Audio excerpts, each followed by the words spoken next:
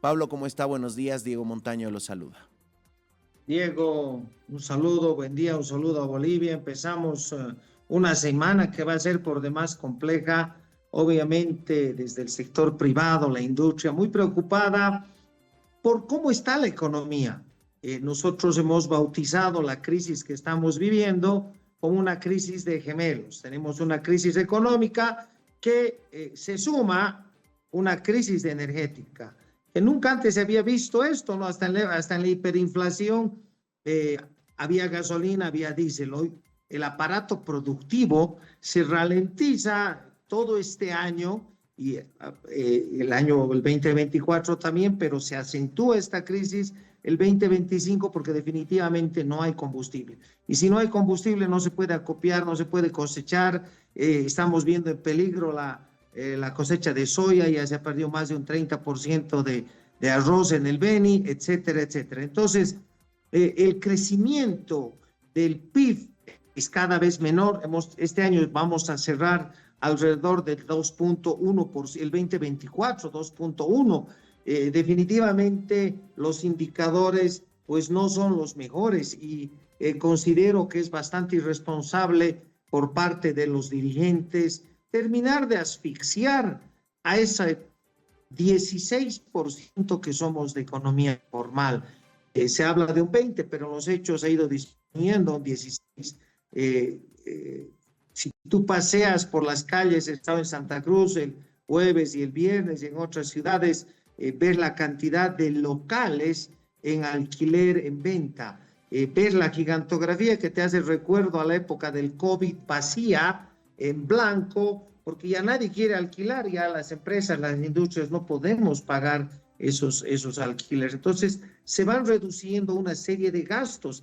Hemos visto en Cochabamba la semana pasada también como una planta gaseosa de una empresa grande que ninguno esperaría que la cierren, pero también la están cerrando. Y de esas son varias empresas, industrias que hoy no permiten generar esa utilidad para poder mantener las mismas operando.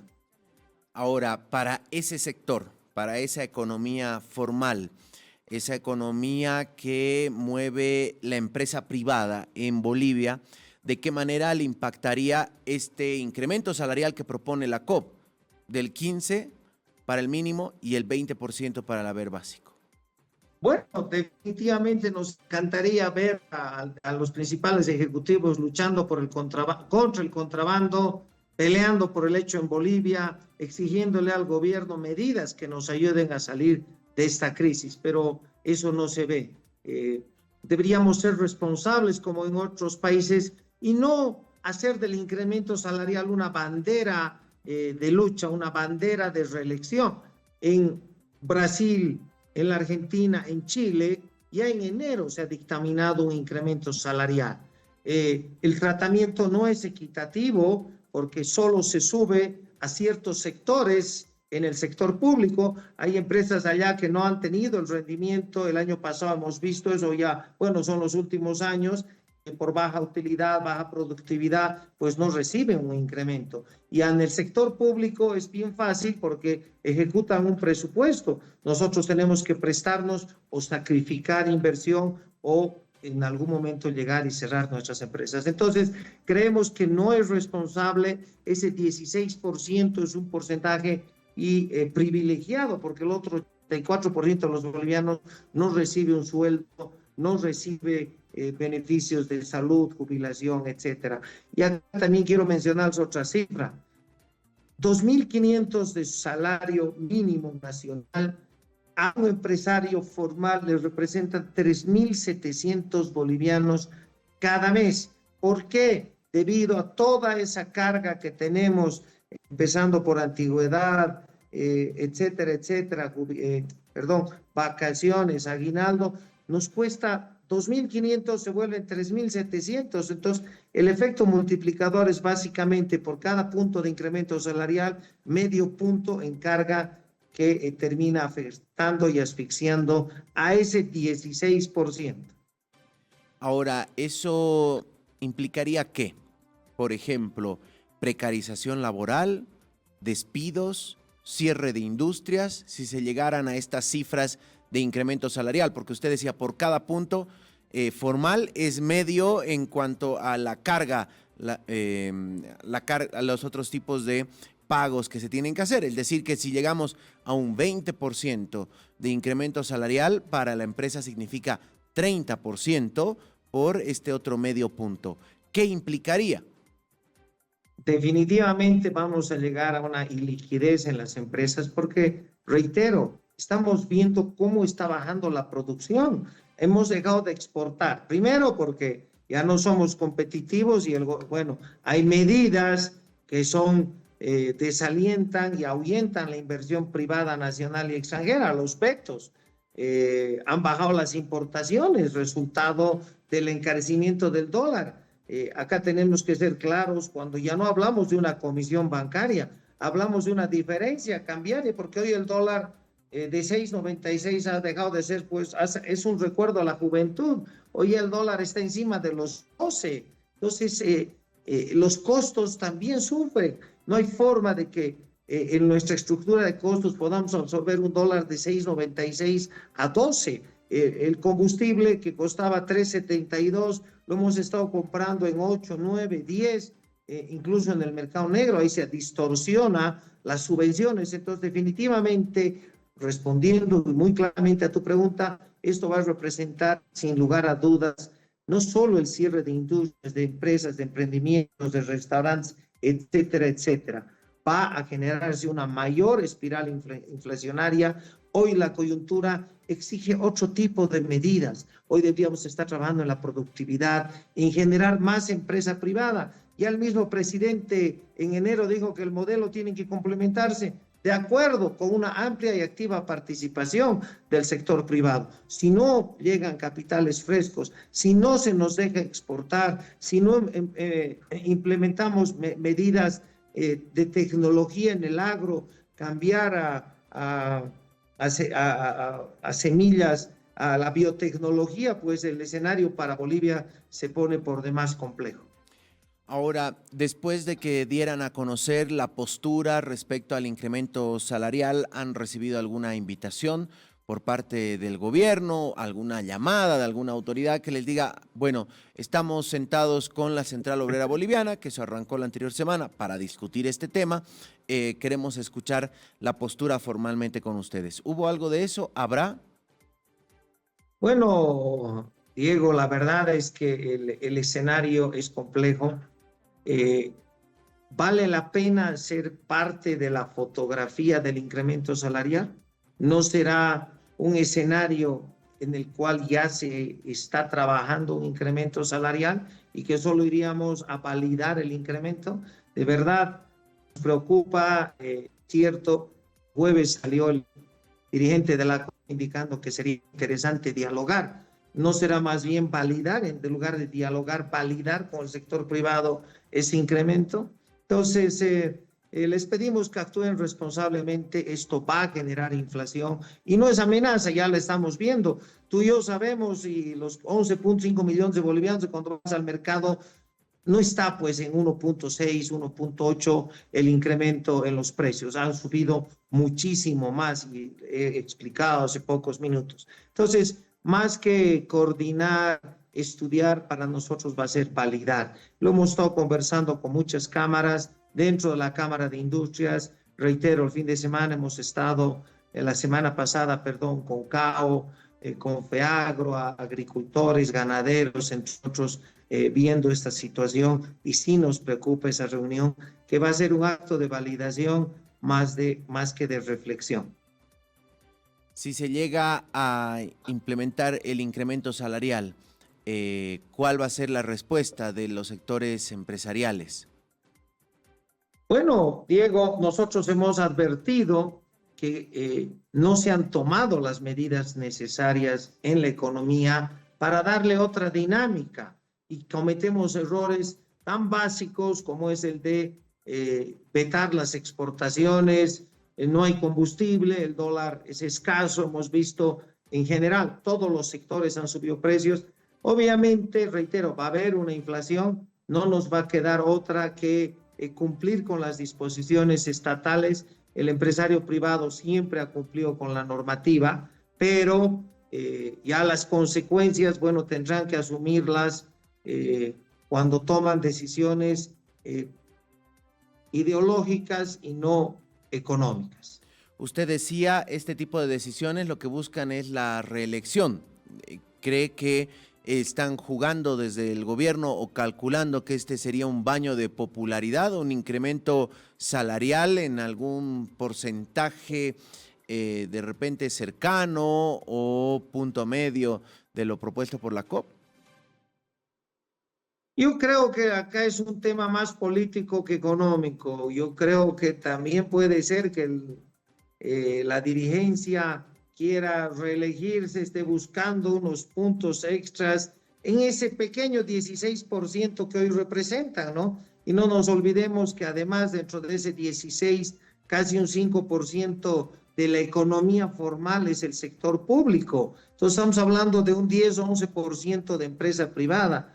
Cuidado que más bien el afán del protagonismo, de buscar mesas de diálogo, de que ahora, después de 20 años, el señor dirigentes sindicales se acuerden de que hay empresa privada. Yo creo que por ahí va el tema de la reelección. Nosotros no vamos a comentar sobre temas políticos y gubernamentales. Hace un momento, Pablo, usted nos mencionaba que ha bajado no solamente las importaciones, porque se han encarecido a raíz de este desfase del dólar respecto al oficial y el paralelo. También nos hablaba de la producción nacional. Hacía referencia a lo que ocurría en Cochabamba la anterior semana con una empresa que justamente embotelladora de gaseosas que se cerraba. ¿Qué es lo que está pasando en la industria nacional actualmente? ¿Cuál es el cuadro de situación? ¿Ha bajado la producción en todos los niveles? Y casi una obviedad la pregunta, ¿por qué ha bajado? Bueno, nuevamente, Diego, la excesiva sobreregulación que tiene el empresario formal, la crisis que está afectando en distintas regiones, para no extendernos, Tarija, que tiene 6 años de crecimiento negativo, está decreciendo el PIB regional. El año pasado ya habían anunciado que habían disminuido la plantación de PIB en un 50%. Entonces, estamos viendo que eso pasa en Tarija. En La Paz estamos viendo, reitero, si tú te das una vuelta por el centro, por San Miguel, vas a ver la cantidad de locales, el centro de Santa Cruz de locales cerrados. Entonces, sí hay una contracción. Los empresarios gastronómicos también se han pronunciado de que sus ventas han disminuido a lo largo de este año. Entonces, sí hay una contracción profunda en la economía. Y reitero, es el problema primero de la cantidad de bloqueos que tenemos cada año, de la cantidad de paros, de las tomas y ocupaciones. ¿Quién quiere invertir? ¿Quién va a venir a invertir en minería cuando son víctimas de tomas y avasallamientos? Lo mismo pasa en el agro. Entonces son varios factores que están minando, ahuyentando la inversión privada, y eso se suma que por mala decisión un exministro de Desarrollo Productivo va y veta soya, aceite y hoy carne. Entonces eso sí nos tiene que preocupar, y si hoy no se toman decisiones, y acá los precandidatos y bueno, sobre todo la asamblea, el gobierno deberían ser los primeros en presionar para que se apruebe una nueva ley de inversiones, una para minería, para hidrocarburos, para el litio, para electricidad. Si no tenemos esa norma, Diego, no van a llegar inversiones a Bolivia. Y aquí les doy un dato: la inversión extranjera en Perú, en Chile, está alrededor de los 10.000 millones de dólares. Bolivia recibió el año pasado 300 millones de dólares. Y no es que sea inversión fresca, Diego, es básicamente reposición de equipos, maquinaria, etcétera. No estamos recibiendo inversión. Alguien decía, hemos descuidado de las empresas nacionalizadas. Pero claro, no habrá sido el primer error nacionalizar, Diego. Creo que si no se nacionalizaba, y bueno, el momento fue ver esa cantidad enorme de recursos que generaban. Claro que generan claro que generaban una cantidad enorme, pero también dentro de esa cantidad, Diego, un porcentaje enorme y significativo iba pues a reinversión, tenía que hacerse exploración, explotación, etcétera. La industria hidrocarburífera es millonaria, 600, 800 millones de dólares se pierden en un abrir y cerrar de ojos en la perforación de un pozo que no da las reservas o el volumen esperado. Esa es la inversión que tenemos nosotros al año. Mayaya va a requerir casi 5.000 millones de dólares, Diego. Supuestamente tenemos 50 en el banco, nos faltan 4.950 millones. ¿Cómo vamos a poder sacar? Los estudios indican que es una de las 10 reservas más importantes del mundo. Magnífico. ¿De dónde conseguimos los 5.000 millones de dólares? Tenemos BOA, le hemos pedido al gobierno, le hemos implorado, abran los cielos. BOA cumplió su objetivo, pero hoy Bolivia necesita interconectarse. Acuérdate cuánto costaban los pasajes hace un año y medio, dos. Ibas a Santa Cruz y de vuelta por 800.000 bolivianos. A Tarija hoy te cuesta 1.600, 2.000. Santa Cruz está en lo mismo. No tenemos aviones de carga, dependemos de 12 empresas estatales. Esa es la Bolivia que tenemos. Y aquí te doy otro dato, Diego. De traer solo el 30% de turistas que llegan al Perú, estaríamos hablando de casi 1.200 millones de dólares.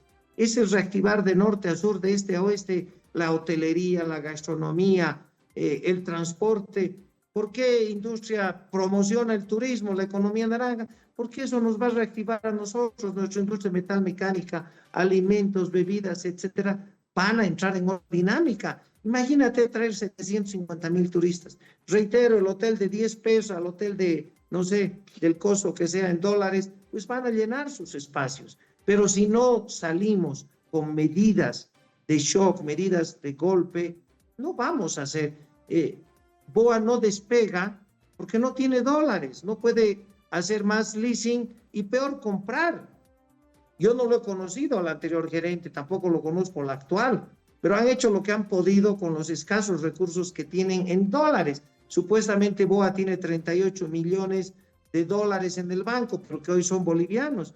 Eso no le va a aceptar la compañía de leasing. Entonces, hay que tomar decisiones y en la medida que estas decisiones se las tome de manera tardía, más alto el costo para la economía y para esos 11.5 millones de bolivianos.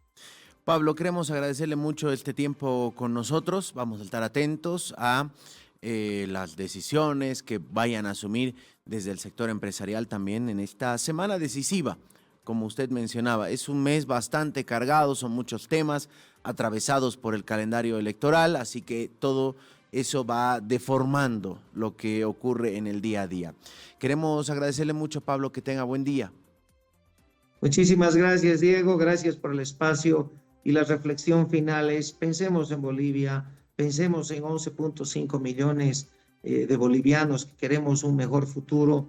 La Bolivia que hoy tenemos no es la Bolivia que queremos. Vayamos construyendo esa Bolivia para nuestros hijos, para nuestros nietos. Muchas gracias y que ojalá la madurez política y económica prevalezca esta semana. Muchas gracias. A usted las gracias. Estuvo con nosotros Pablo Camacho, presidente de la Cámara Nacional de Industrias.